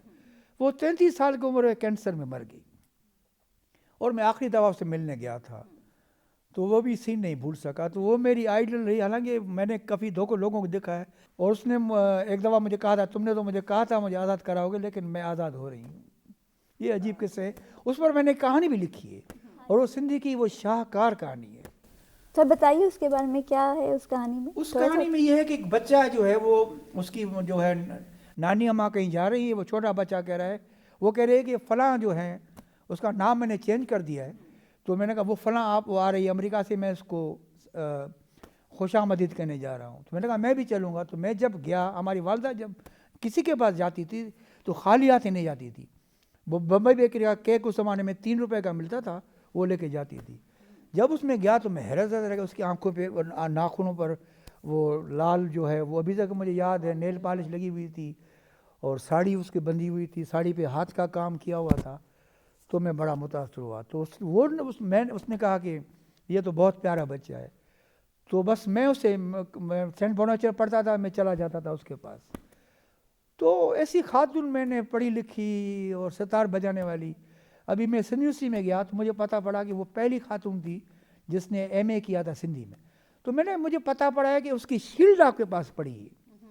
उन्होंने कहा यार हम देखते पहले, उसकी मैंने शील्ड निकलवाई जो उसको उस वक्त की वाइस चांसलर ने दी थी, उसको मैंने साफ वाफ करवाया और फिर एक दिन उसके मैं कब्र पे चला गया। वो संगमरमर की कब्र है, उस पर एक बेनज़म भी लिखा है जो मेरे पुनर्मिलन शायरी में है, उसी के नाम से कि फ़लाँ खातून के कब्र पर फ़लाँ तारीख ये है। तो ये एक इंस्पायरेशन होती है आपको, जो हाँ कभी भी नहीं भूल सकता है। तो सर बड़ी अच्छी बात है। पता नहीं कहाँ निकल गए।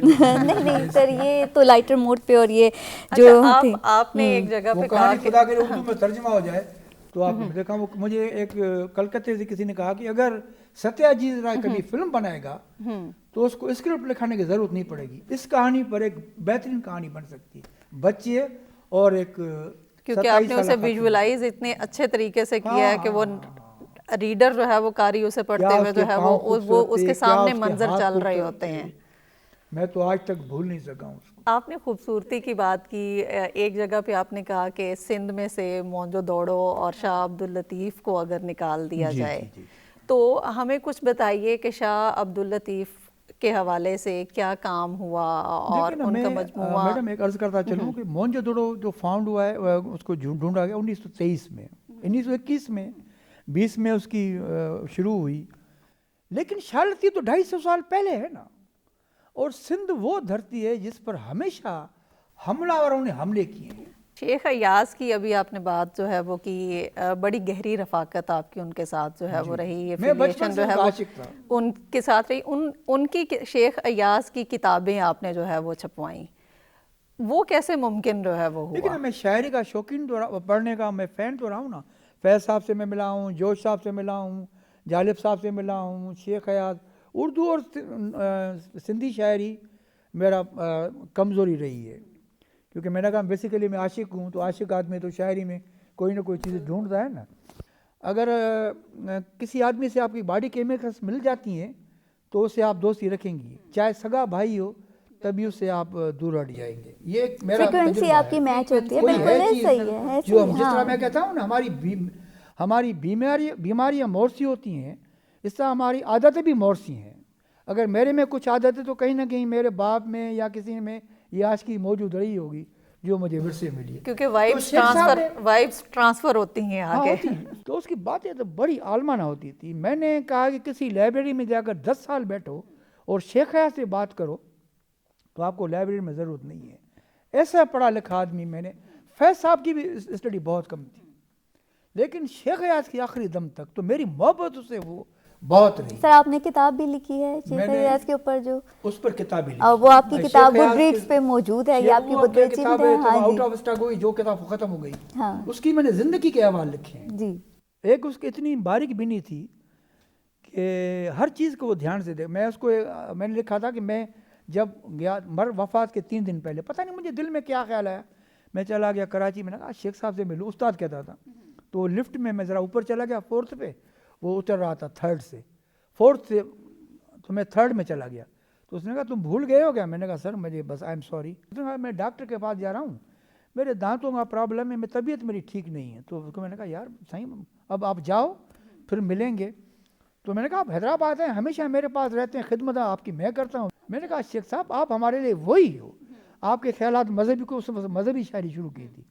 उसने कहा तुम गुस्से में आ जाओ। मैंने कहा मेरा कोई वास्ते, मेरा शेख हयात से ताल्लुक़ है, आप आओ। उसने कहा आपके घर पे, मैंने कहा वही घर है, हर चीज़ है, तो आप आओ। उसने कहा अच्छा फिर मिलेंगे। मुझे पता है ना 3 दिन के बाद उसका इंतकाल हो जाएगा। तो मैंने अपनी किताब की शुरुआत वो उसी वहीं से की है, ख़त्म वो वहाँ की है कि आखिरी दवा उसको मैंने कहा शेख साहब ये बरसात के चीफ एडिटर थे, मैंने कहा सर आपको खाना खिलाएं चाइनीज़। हाँ यार मैंने चाइनीज़ खाया नहीं है, मैं दफ्तर से घर जाता हूँ, घर से जाकर सब्ज़ी खाता हूँ। मैंने कहा चलो आपको चाइना टाउन में ले जाता हूँ। तो जब उसके मैं ले गया तो चाइना टाउन में, तो सामने एक खूबसूरत लड़कियाँ बैठी। तो मैंने कहा ये बुढ़ा आदमी क्या देखेगा कि मैं सामने देखता हूँ। उसने कहा भाई बात सुनो, इधर बैठो, ये आंखें हुस्न को देखने के लिए पैदा हुई हैं, इधर बैठे, मेरे से उस्तादी मत करो।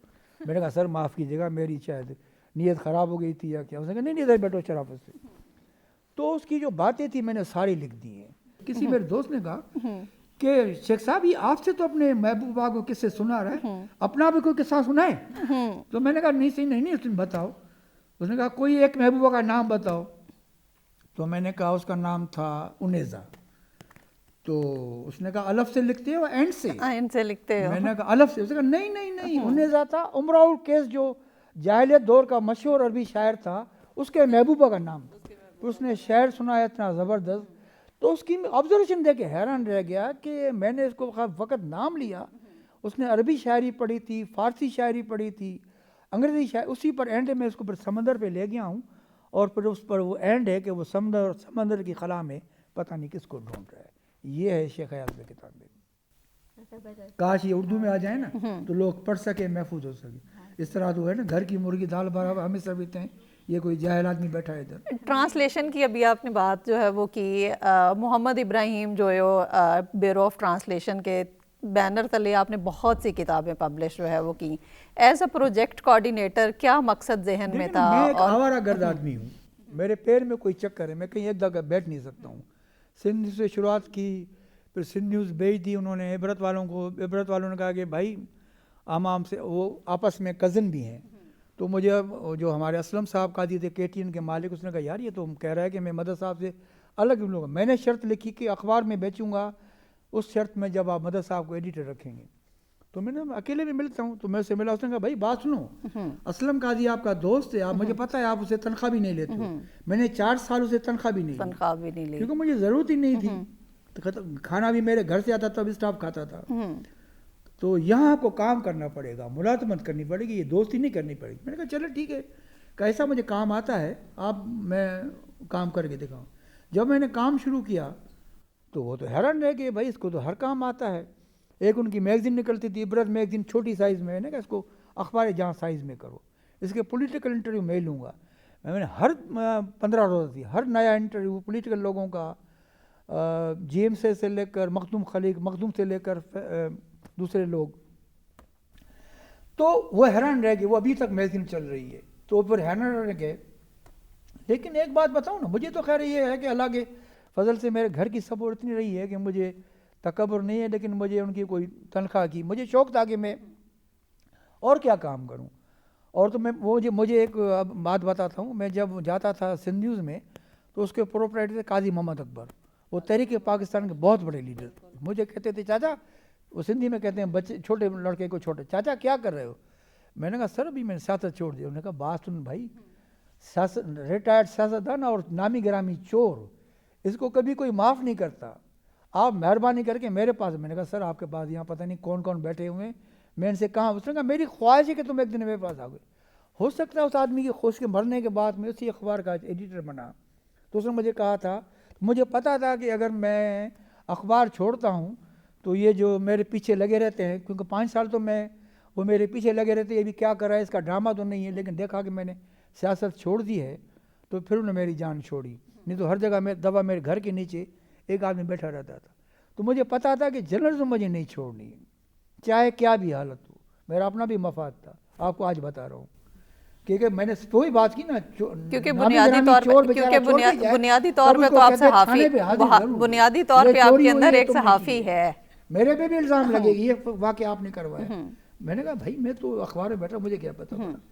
तो ये चीज़ ऐसी हैं जिनको आदमी भुला नहीं सकता। जर्नलिज्म में मैंने वहाँ से फिर मुझे ऑफ़र मिली कि आप हिलाल पाकिस्तान के चीफ एडिटर बने, तो मैंने उस वक्त भी रिफ्यूज़ कर दिया। मैंने कहा कराची कौन जाए भाई। और फिर मुझे काजी आबिद ने कहा भाई मैं तो मिनिस्टर इत्तलात हूँ, हम तो 6 महीने के लिए आए, फिर हम चले जाएंगे। तो मैंने कहा काजी साहब आपने भी मज़ा लिया, कुछ मुझे भी छोड़ दे, मैं भी जाकर चीफ एडिटर बनूँ। उन्होंने कहा नहीं नहीं खुदा के वास्ते नहीं बनो। तो मैंने रोक दिया। फिर मुझे एक दफ़ा एक एक्टर थे शाहनवाज, आपने नाम सुना होगा, वो मुझे कराची में मिले। उसने कहा तुम क्या करें। मैंने कहा वाइफ को मैं शॉपिंग कर रहा हूँ। उसने कहा बेवकूफ़, वो तुम्हारे लिए मैंने प्राइम मिनिस्टर साहब से सुना है CM हो, तुम क्यों नहीं जा रहे हो हिलाल पाकिस्तान। मैंने कहा नहीं भाई मैं कराची। उन्होंने कहा यार खुदा के बंदे तुम जाओ, कल रिज़ाइन करो, ये कादी साहबान है, लेकिन तुम कब तक उधर बैठे रहोगे। उस बंदे के कहने पर मैं कराची आया, मैंने ये ज्वाइन की। तो किसी ने पूछा आप किस तरह इसके फ्रेम में आए। मैंने कहा भाई इसके बाप ने भुट्टो को फांसी दिला दी, हम तो ज़ख्मी हुए, खैर हुई, इसके में जान चली जाती है, जान बचा कर भागे। तो उसने एक आर्डर निकाला कि उसने कहा आपको मैं 11 महीने के लिए रखूँ, वेज बोर्ड में रखूँ या कॉन्ट्रैक्ट करूँ। मैंने कहा 3 महीने। मैंने कहा सर कॉन्ट्रैक्ट कर दे। उसमें मैं फंस गया। मैं कहा अगर वो मुझे 11 तो इलेक्शन हुकूमत आई थी, फिर तो मुझे निकाल नहीं सकते। मैं वेज बोर्ड में 11 महीने के बाद वैसे ही चला जाता, वो मुझे नहीं निकाल सकते थे। तो बड़े बड़े ख़तरनाक लोगों से मेरा पाला पड़ा है। तो आपको मैंने बताया, उसी ने अखबार बंद करवाई। जब ईद का दिन था तो तनख्वाहों के लिए पैसे नहीं थे, तो मैंने कहा अब ये कैसे जाएंगे। मैंने 3 लाख रुपए किसी दोस्त से लेकर, किसी से लेकर उनकी तनख्वाह दी थी। ईद के बाद जब आया तो मेरा, हालांकि मुझे पता था मेरा झगड़ा हो गया है, लेकिन मैंने कहा ईद ये कैसे करेंगे, ला इलाहा इल्लल्लाह मौजूदा। उस वक्त के 30 लाख के बराबर हो।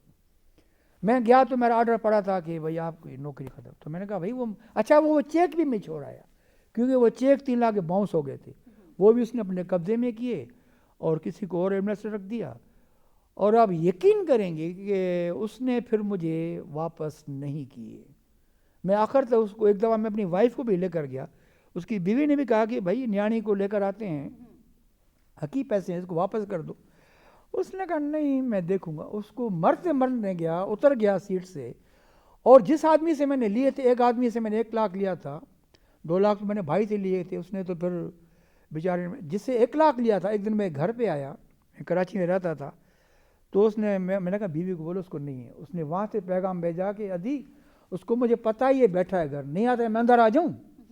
उस वक्त मुझे यहाँ से जो पसीना नहीं लगा, मुझे पता हुआ कि पसीना आदमी को परेशानी में कहता। फिर मैंने बीवी के कुछ जेवरात बेचे, 1 लाख उसको भर के दिया।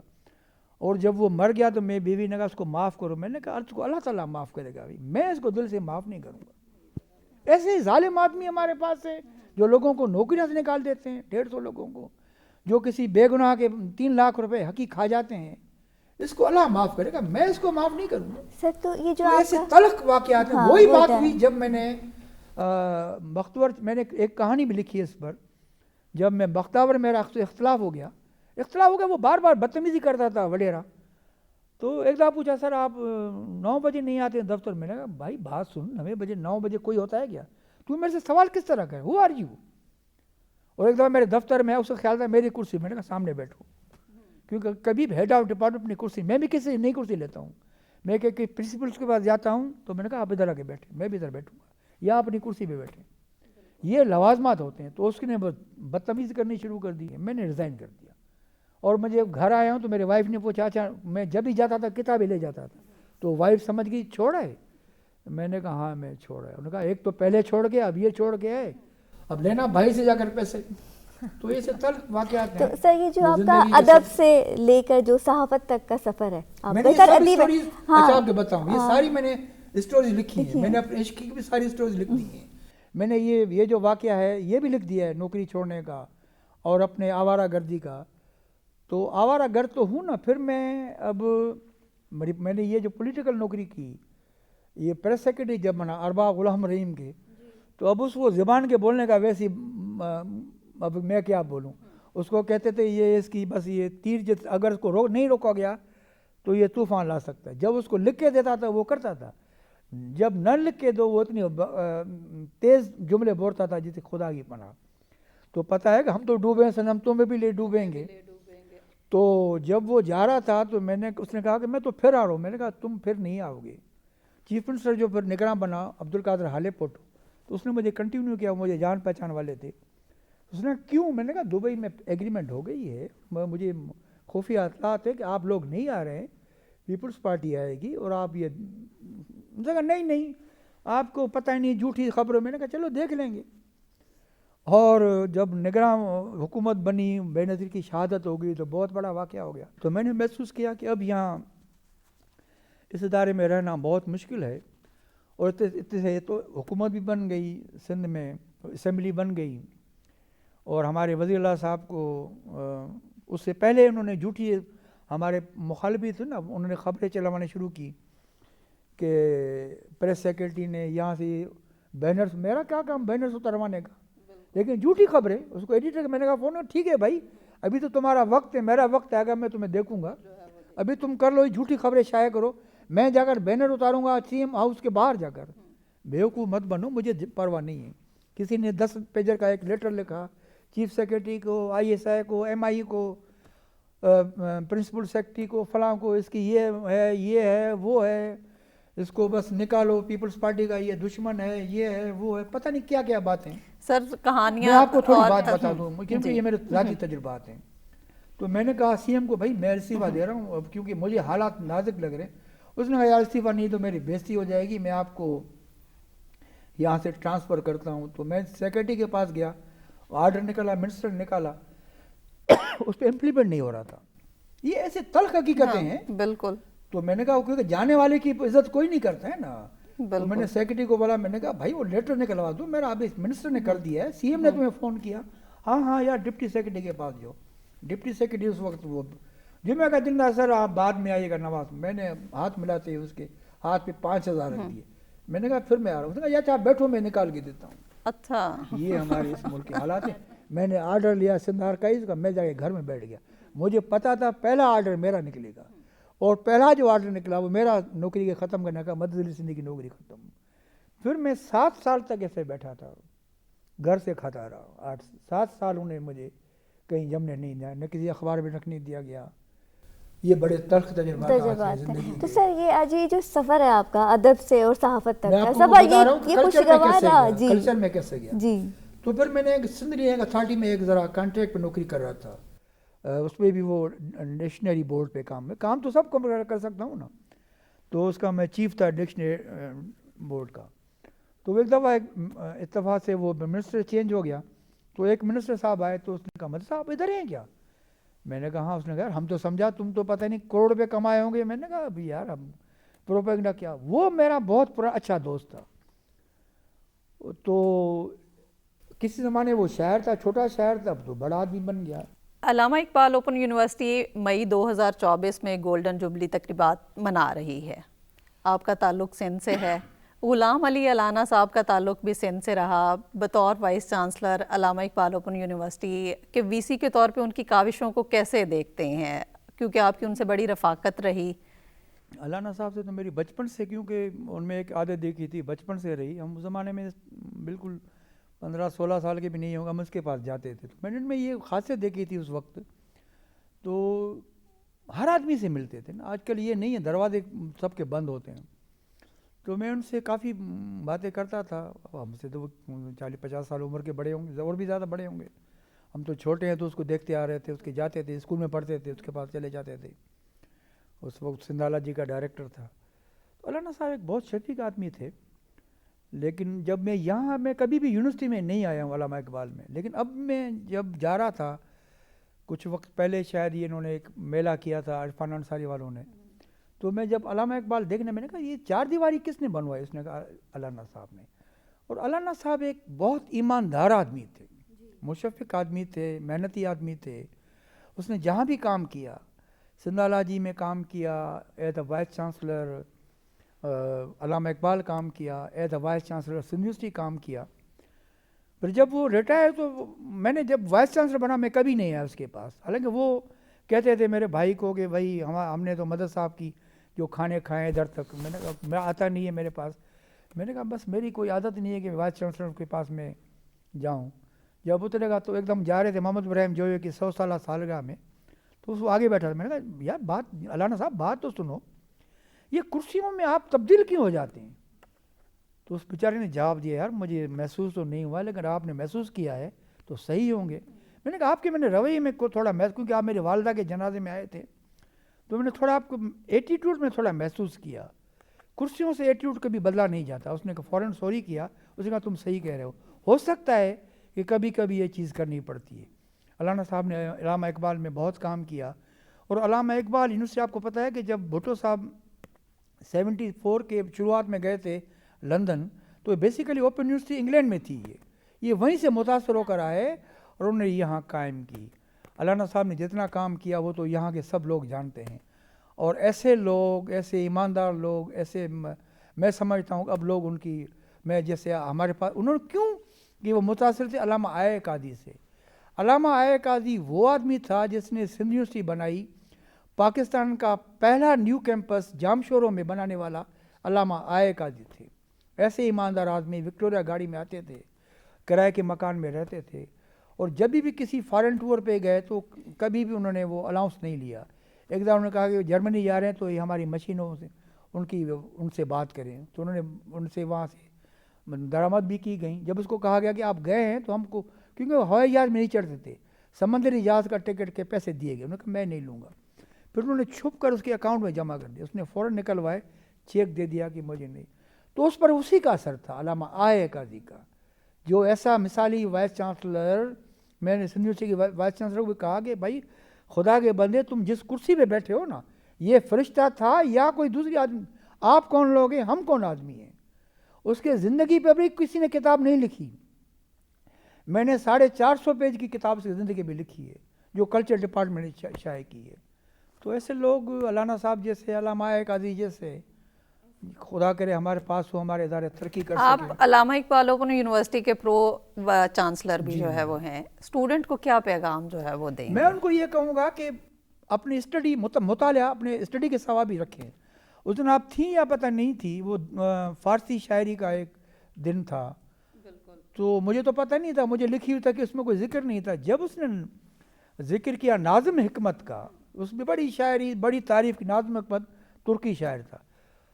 तो जब वो मेरी बारी आई तो मैंने कहा यहाँ तो बहुत अच्छी बात की गई है, अल्लामा इकबाल की बात की गई है, लेकिन अल्लामा इकबाल के सियासी फ़िक्र की तो बात नहीं की गई। आपको पता नहीं है कि अल्लामा इकबाल की आखिरी 2 साल उनके सियासी ज़िंदगी में लिखी गई किताब आपने पढ़ी नहीं होगी। और दूसरी बात यह कि अल्लामा इकबाल ने जो खुतबा पढ़ा है अल्लामा यूनिवर्सिटी में, उसके आपके पास होने चाहिए। फिर ये सारी बातें करके मैंने कहा कि अब मैं आऊँगा नाज़िम हिकमत पर। तो भाई ज़िंदान में तो हमारे पाकिस्तान के लीडर भी रहे हैं। 1951 में फैज़ अहमद फैज़, ये सारे सजाद ज़हीर वाले हैदराबाद जेल में, मंटगोमरी जेल में रहे हैं, बड़े वक्त रहे हैं। शेख याद रहा है, हमारे दोस्त रहे हैं। लेकिन अब नाज़िम हिकमत में आता हूँ, मुझे पता तो नहीं नाज़िम हिकमत करेगा। मैंने कहा नाज़िम हिकमत की ये कंट्रीब्यूशन। आखिरी बात बताता हूँ इन साहब को कि वो आपको पता है वो कहाँ दफन है।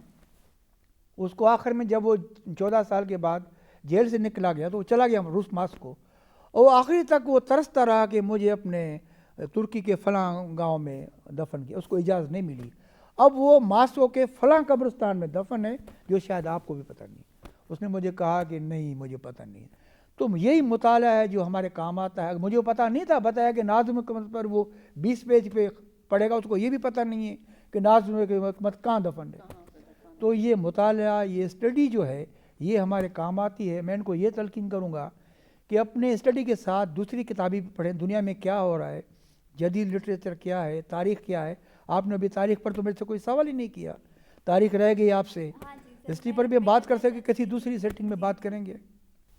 सिंध के लोगों का अल्लामा इकबाल ओपन यूनिवर्सिटी में बहुत कंट्रीब्यूशन जो है वो रहा। बस जैसे अगर मैं कुछ नाम लूँ तो अमर जलील साहब, ग़ुलाम अली अलाना साहब, आपकी उनसे रफ़ाकत रही क्या? बहुत बड़ी रफ़ाकत रही। मैं तो उनका जिक्र भी करूँगा कि अलाना साहब भी बहुत बड़े आदमी थे।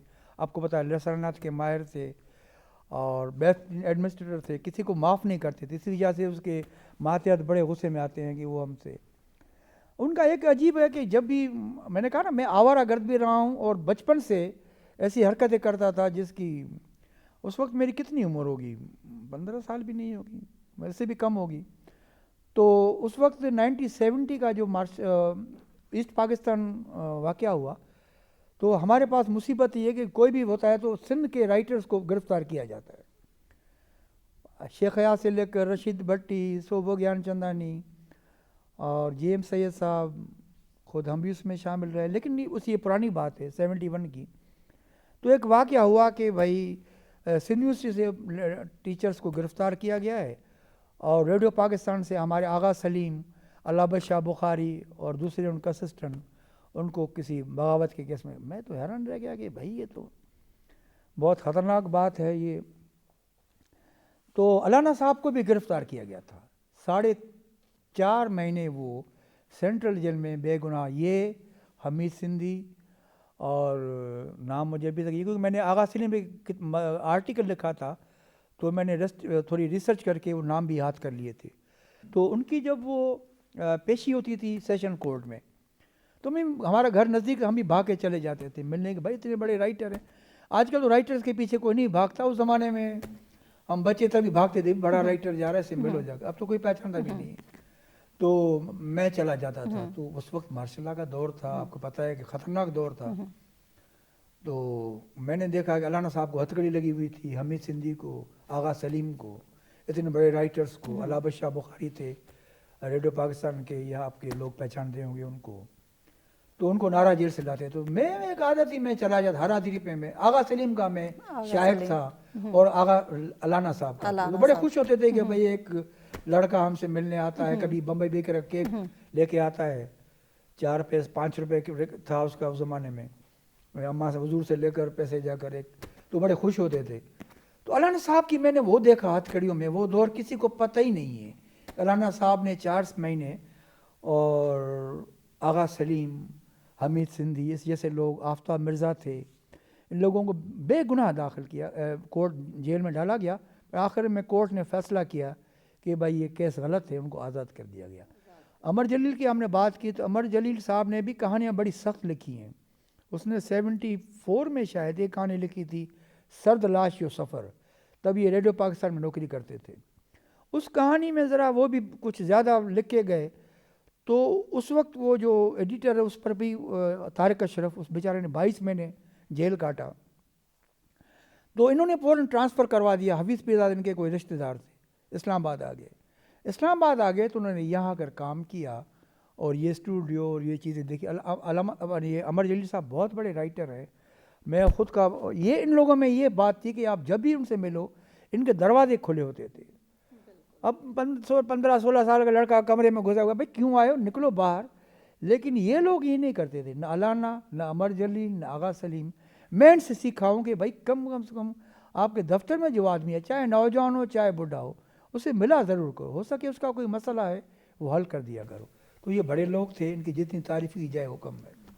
और इन बड़े लोगों से आपने सीखा कि दिल और दफ्तर के दरवाजे खुले रखें। माँ से, बाप से, इन लोगों से, और जो भी हमारे शेख हयात, JM सैयद, बहुत बड़े मेरे दोस्त रहे। मैं छोटा था ना, ये मुझे पसंद करते थे, घर पे लाते थे, अल्लाह ताला के हुक्म से। वालदा कभी नहीं कहती थी कि तुम ये 10 आदमी क्यों लाए हो। खाना तो हमेशा 10-15 आदमी, वो कहती थी कि कभी भी खाना कम ना हो, जितना ज़्यादा भले ज़ाया हो जाए, लेकिन मेहमान को खाना कम नहीं, 3-4 डिशेज, वो कभी भी इनकार नहीं किया। तो ये सारे मैं वहीं से सीखा। जी ख़वातीन व हज़रात, बात जब भी तालीम व ताल्लुम की होगी, अदब की होगी, कालम निगारी की होगी, सहाफ़त की होगी या फिर सियासत की होगी, तो इनमें मदद अली सिंधी का नाम हमेशा याद रखा जाएगा। ना सिर्फ वो अपने अदब के हवाले से जाने जाते हैं, बल्कि अब जो उनके 4-5 महीने जो उन्होंने बेहैसियत वफाकी वज़ीर तालीम सर्व किया है, उनको भी याद रखा जाएगा। उन्होंने अपने दफ्तर के दरवाज़े हर ख़ास व आम के लिए खुले रखे हैं, और उन्होंने जो एक यूनिवर्सिटी के 50 साल के होने पर जो हमारे तलबा को जो नसीहत की है कि आपको अपनी तालीम के साथ साथ बाकी भी एक्टिविटीज़, बाकी भी जो दुनिया में हो रहा है उस पर नज़र रखनी चाहिए। ये बहुत काबिल अमल तजवीज़ है और इसके ऊपर अमल करना चाहिए हमारे ना सिर्फ तलबा को बल्कि हमारी जो फैकल्टी है उसको भी। सर हम आपके बहुत शुक्रगुजार हैं कि आपने अपनी गुनागू मसरूफियात में से टाइम निकाल कर हमारी यूनिवर्सिटी को टाइम दिया। मैं ये बताना चाहती हूँ अपनी यूनिवर्सिटी के बारे में कि 2023 में अल्लामा इकबाल ओपन यूनिवर्सिटी को HEC की तरफ से पाकिस्तान की बेहतरीन यूनिवर्सिटी में शुमार किया गया है। तो ये हमारी यूनिवर्सिटी के लिए एक एज़ाज़ की बात है और ये भी एक एज़ाज़ की बात है कि यूनिवर्सिटी के 50 साल के होने पर हमने अपने एक तालीम याफ्ता, एक पढ़े लिखे खुले जहन के जो हमारे वज़ीर तालीम हैं उनके साथ हमने अपना टाइम गुजारा है, उनकी बातों से हमें आगाही मिली है। आपका बहुत शुक्रिया। अब ऐसी बहुत सारी शख्सियात के साथ आपकी अगले प्रोग्राम से मुलाकात करवाई जाएगी। तब तक के लिए मुझे सादिया अजीज़ और मेरी को होस्ट डॉक्टर सादिया अनवर पाशा को इजाज़त दीजिए। अल्लाह हाफ़िज़।